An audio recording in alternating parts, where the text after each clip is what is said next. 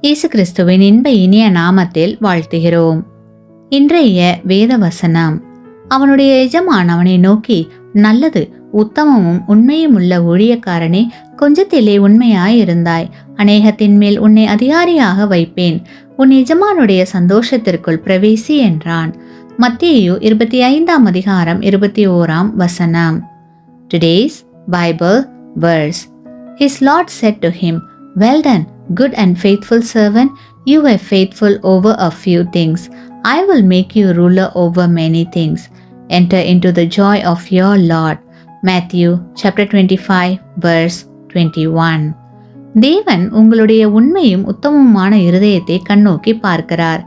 தம்மை பற்றி உத்தம இருதயத்தோடு இருக்கிறவர்களுக்கு தம்முடைய வல்லமையை விளங்க பண்ணும்படி கர்த்தருடைய கண்கள் பூமியெங்கும் உலாவிக் கொண்டிருக்கிறது என்று வேதத்தில் வாசிக்கலாம். ஆம், கிறிஸ்துவுக்குள் பிரியமான சகோதர சகோதரிகளே, தேவன் உங்களிடத்தில் ஒப்படைத்த ஒவ்வொரு வேலைகளிலும் நீங்கள் பொறுப்பும் உண்மையும் உடையவர்களாக இருக்க வேண்டும் என்றே விரும்புகிறார். தேவனுக்கு பயந்து அவர் உங்களிடத்தில் கொடுத்த வேலையை முழு மனதோடு செய்யுங்கள். அப்படி செய்யும் போது தேவன் ஏற்ற நேரத்தில் உங்களை ஆசீர்வதிப்பார். ஏனெனில் கர்த்தர் தமது வார்த்தையில் உண்மையுள்ளவர். ஆமேன்.